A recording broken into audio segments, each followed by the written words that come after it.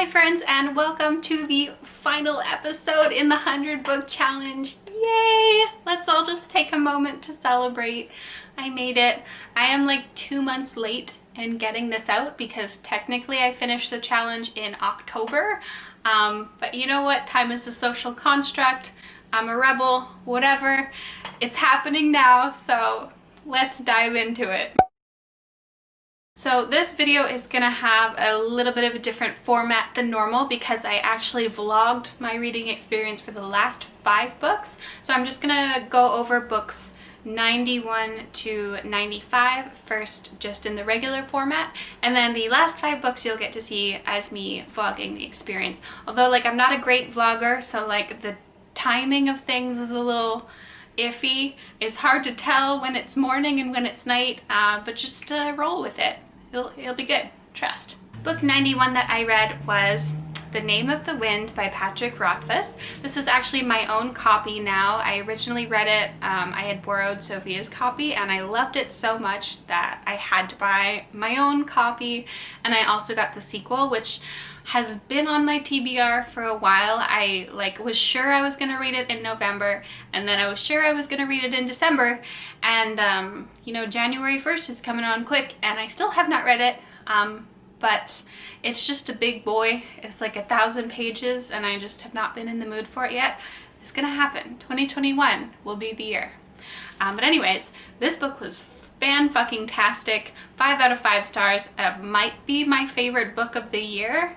I don't know. I'm gonna have to like think about my top 10 for a little bit, but like, good God, I love this. It was just like perfectly written. There wasn't one wrong thing about this book. It was just absolutely excellent, and like if you haven't read it, please go read it, because honestly I think it should be considered a classic. Like, you know, screw The Catcher in the Rye or whatever, that book was garbage. Like, this should be a classic because it was so freaking good. It's a story of Kavoth, who is a young musician who decides that he wants to learn magic, and he goes off to this magical school. It's kind of like Harry Potter for adults, but like way better. I won't give too much away because I think you should just sink into it and just embrace it and dive in head first. You will enjoy it, I guarantee. Book number 92 is The Watchmaker of Filigree Street by Natasha Pulley. I gave this 4 out of 5 stars, and it was just such an adorable, slow-paced little warm hug of a book. I just really enjoyed it a lot. Katsu, the clockwork octopus, or cloctopus as I like to say, was freaking adorable. So it follows Mori, who is a like clockwork, mechanical clockwork guy. I can't remember the name of what he does now. He's like a clockwork dude. That's what he does. He makes clocks. What is that called? What's the job title for that? I don't know. But anyways, we have Mori, who is like a clockwork maker extraordinaire, and then we have Thaniel, who works at this like political communications office type deal. So one day somebody leaves a pocket watch in Nathaniel's room, and it's a bit of a mystery where it came from. So he eventually tracks down the maker of the watch, Mori, and they become friends, and it's just really beautiful, and there's a big mystery and a bit of a plot twist that I certainly wasn't expecting, but makes the ending very gripping and poignant, as Lala would say. She loves using that word. But yeah, it was just so well done, and I really liked it a lot. And I've heard there's a second book that is very painful to read, as in like the characters just really go through it, but I just love books that will hurt me, so I'm ready for it. I'm not sure when I'm gonna get around to reading that book, but it's on my list. Book number 93 was American Royals by Katharine McGee, and this book was honestly kind of a disappointment. I gave it 3 out of 5 stars, and the reason is I think mostly because I went into it expecting it to be similar to Red, White, and Royal Blue, because that's kind of how it was described, as like, you know, it's American Royals. It's like about politics, and it's got young teens falling in love and doing shenanigans, and I just felt like it would be a similar vibe to that. But I don't know, it just felt very like Pretty Little Liars to me, there wasn't enough spice or zest to intrigue me. It just fell a little flat, and also like it follows 4 main characters and they're all straight, and it was just a little like, I don't know, I was just expecting a book like that to at least have 1 queer character. I think the only queer character is like one of the girls has 2 moms, which is like, that's great, but I was just, you have 4 perspectives and they're all just like cis straight people. It was just a little like, okay, that's not what I wanted. But if you like Pretty Little Liars, if you like that kind of stuff, I think you would enjoy it. Book number 94 was called Down the Hawk by Maggie Stiefvater, which if you have read the Raven Cycle series by her, then you would know the main character, Ronan. It's not so much a sequel to the series, but it's just follows the story of Ronan a little bit further. We get a little bit of Adam in there, but not a whole lot. It actually mostly follows him and a couple new characters. We have this girl, Carmen, and another girl, Jordan, who Jordan's story I really enjoyed. I loved following her, but Carmen, like her whole thing was just a little boring to me, so that's why I ended up giving it 4 out of 5 stars, because I only really cared about 2 of the perspectives, and the 3rd perspective I was just like, okay, whatever, let's just get back to Ronan some more, and like Ronan talking about how much he loves his friends, because like that shit is beautiful. But I love Maggie Stiefvater and I love Ronan, so I'm excited to read the second one, even though Mr. Impossible is like not the best name for a book. It just doesn't feel like the same vibe as her other books, so it was a little like, huh, okay, that's the name you picked. I'm assuming there's a reason for it. I'm assuming once we read the book, we will know why that is the name. So I guess we will all collectively find out when the book is released. Book number 95 was So You Want to Talk About Race by Ijeoma Oluo. I listened to the audiobook of this and I just thought it was such a nice little like morsel of information and instruction. I think it very much, the book is what the title says. It's how to talk about race with other people. And she uses examples both for people of color and for white people, and how to have those different types of conversations, where to start at the different like stages and levels of you know, overt or covert racism. It's just wherever you're at, she kind of gives examples for how to bring up that conversation, how to maybe correct people or teach them how to inform themselves. Just that if you're specifically looking for anything related to how to talk about race, I think her book is a really, really excellent guide for that, and I enjoyed it a lot. I gave it 5 stars. Okay, and now we get into the juicy part. A couple of the books I had actually started reading before I started vlogging, so I'll just go over those really quickly so you know what books I'm talking about, and then the rest of them I introduce in the vlog. So like Vlog Sarah can let you know what those books are. So book 96 was The Nanny by Gilly Macmillan.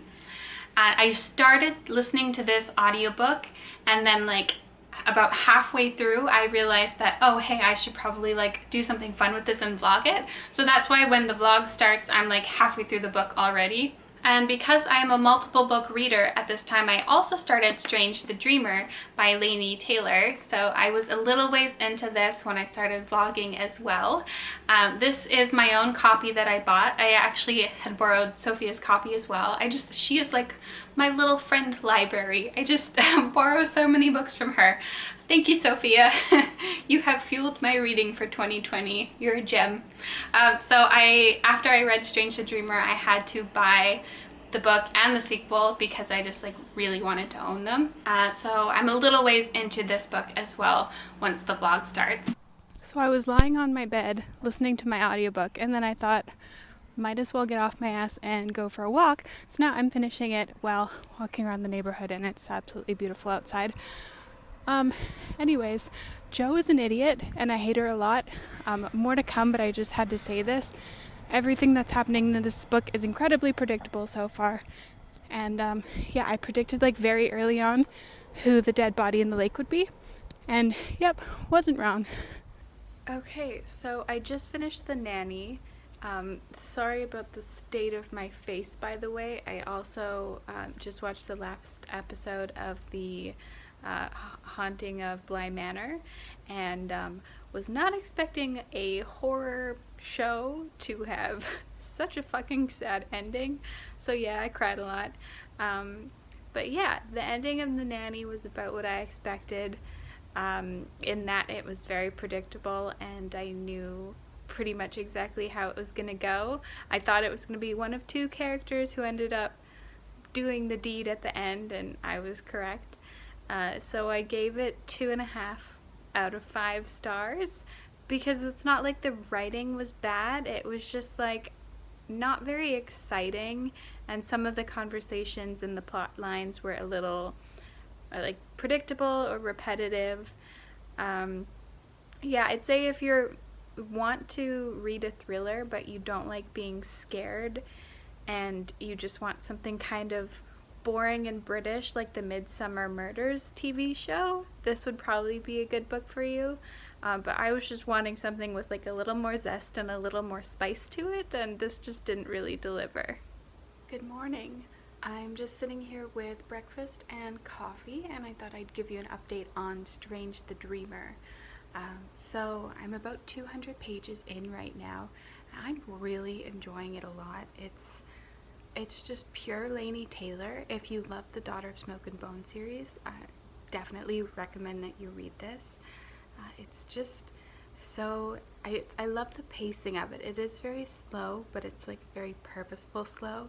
It doesn't feel like I'm sitting here being like, oh my god, hurry up, I want to get to the fun stuff. I'm just like very like languorously enjoying it. It's a really nice sleepy morning rainy day vibe book, which is what it is today. I'm actually gonna go out for a walk later, and I'm gonna try to listen to my audiobook. It's very wet, so I hope the rain isn't too loud, but I think we can make it work, so we'll see how it goes. Hello, I'm out for a walk and I just started listening to Sadie, which, oh my god, it's like the perfect audiobook book because it's like written to be a podcast. And so the audiobook, they narrated it with a full cast and music and everything, so it sounds like you're listening to a radio show / podcast, and it's such a cool format. I'm really enjoying it a lot. It's kind of dark, and the person who's narrating Sadie's voice is like, she sounds like she's going through some issues, which I guess is fair because like her sister was murdered, but she does sound like pretty hardcore. But yeah, I'm enjoying it so far, and it's a beautiful fall day outside, so I'm excited to walk around.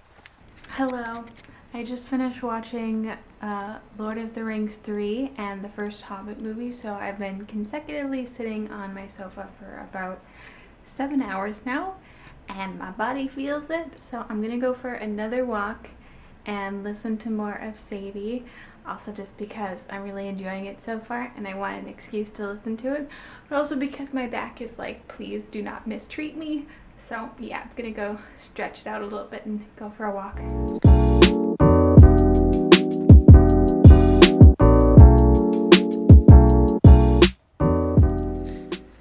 I'm just reading a little bit of Strange the Dreamer before bed, and I'm just about halfway through. But I wanted to show you guys that I have my diffuser on right now, and it's set to blue because of the blue people in the book, because I'm a giant nerd. Also, if you're curious, the scent is lemongrass, which is my favorite, and it's delightful. Okay, bye. I've had a theory now for a few chapters about Laszlo. I don't want to say anything in case it's a spoiler, but I'm just gonna leave this in here that I have a theory, and if it comes true, then I will come back and give you an update on it. Oh my god, I called it. I'm not gonna say what just happened, but I called it. I just filmed another video, and now I get to go and reward myself by going for a walk and listening to more Sadie. I'm enjoying it so much. Oh my god, I'm almost halfway through, and like it's a lot darker than I was expecting it to be. But now that I'm like invested in the story, I'm like Like, I just hope she gets her revenge, like, after everything she's gone through and, like, how shitty their lives have been. I'm just like, I really hope she gets to avenge her sister, because if not, I'm gonna be extremely upset. Quick interjection. So Tuesday, I actually don't have any vlog footage for. I did film some stuff, but I just like didn't love how it turned out, so I'm just gonna tell you about that day here. Firstly, on Tuesday, I finished Sadie. I have some footage of me like ugly crying about the ending and like how unfair the world is and like how horrible it is that this is a real thing that happens to so many women in the world, and I just like felt so outraged and sad about the ending. But like, as I mentioned, I was crying a lot, and I was like, yeah, probably don't want that footage floating around on the internet. So that's what happened. It was great. I rated it 5 stars. And then that evening, I received Fangs by Sarah Anderson in the mail, and I was just so excited to read this that I just like immediately dived in and read it, and didn't film me reading it because I just was really excited to read it. Just if you follow Sarah Anderson on Instagram like I do, you might have seen advertisements for this, but I just have loved her comics for a really long time, and she always makes me happy, so I wanted to support her and buy one of her books. It's just such a beautiful book too. Like, the cover is cloth bound, so it has like a really nice sensation in your hand. The back is like, I want your blood, and she crossed out love. It's just so cool. Let me show you one of the pictures. So it's just a story about a vampire and a werewolf who fall in love, and it's absolutely adorable. I'm just waiting for my computer to restart, so I'm taking a coffee/reading break, and I've got a little less than 100 pages left of Strange the Dreamer, and I'm just sitting here grinning to myself like an idiot because they're just so adorable, and I love these characters so much, and I'm really sad that it's almost over, but I'm happy that the second book is already out so I can read it as soon as possible. Well, I just finished Strange the Dreamer, and my god, Laini Taylor has done it again. She just magically knows how to make you fall in love with characters and then rip your heart out and tear it up into little shreds. I don't know how to move on after having read this book. I'm like, do I go read Muse of Nightmares immediately? Do I need to take a little mental break to like calm down after having read this? I don't know. Wow, it was good though. Really, really good. I don't know how to rate it. I'm kind of torn if I want to give it a 4 or a 5. I feel like my heart is saying 4.5, so I think that's what I'm gonna go with. But wow, so good. So good. I just got back from grocery shopping, and now I'm going to read my last book, book number 100, Girl Against the Universe. I really want to try to finish this before Friday and our trip, so I'm gonna have to read half of this tonight in the next 4 hours amidst all of my chores and cooking supper and stuff, and then try to cram in the rest of it sometime tomorrow. So it's gonna be a lot of reading, but I got this.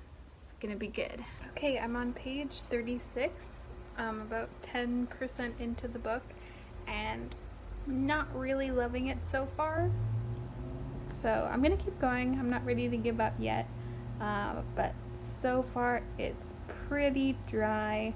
Not a lot has happened, and the boy is a little too in your face. I don't like it when male characters are really pushy, so we'll see. Okay, Jordy keeps apologizing for being an asshole, but like, just because you say sorry doesn't excuse you constantly being an asshole over and over and over again. There's also this one line that like really bugs me, where she meets these like douchebag basketball players, and they call her his girlfriend, and she's like, oh, I'm not his girlfriend, because she like doesn't know him that well. And then he says, and I'm not his girlfriend, he mimics, wouldn't want anyone to get the wrong idea, eh? His voice is joking, but his jaw is tense. You know, there are girls at the school who would love to be my girlfriend. Like, okay, and you keep saying you're not an asshole, huh? Interesting. Good morning. I managed to read exactly half of this book last night, so I'm impressed with myself. Can't believe that happened. I really wasn't enjoying the first part of it just because Jordy's character is like not the type of guy that I like to read about, kind of flirty, smug asshole, but he's kind of chilled out a little bit, and we're focusing more on McGuire's like mental illness, which I'm enjoying a lot more. So now I'm hoping the second half of the book just keeps picking up speed and getting better. I'm gonna have breakfast, coffee, and then have to work in a little bit. I wish I was still asleep, but here we are, so at least I have coffee and a book. I'm on the last 50 pages. Yay!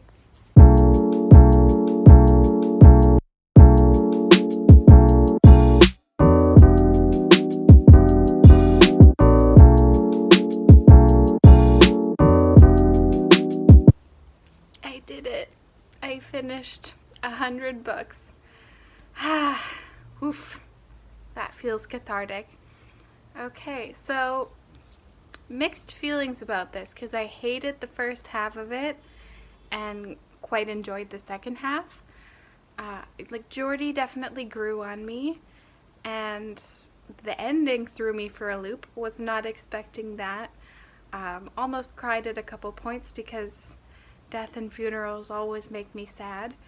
I think overall I'm gonna give it 3 stars because there was a moment there where I was thinking 2 stars, but it kind of won me over again, so 3. Yay! I did it. And that's it. We've made it to the end. This was a project of love. It took a long time to do, and that's mainly my fault for procrastinating. Not so much procrastinating, it's just that I had like other videos that I wanted to film, and so that kind of like spread out this project a little bit longer than it would have been otherwise. But it was my goal to finish this series by the end of 2020, and yes, we're cutting it close, but we've accomplished it. So it's done, it's off my plate, and if you did make it all the way to the end, firstly, I'm impressed. Good for you. Thank you so much. Leave a black heart emoji in the comments below if you did make it to the end, and I will see you all in the next video. Bye.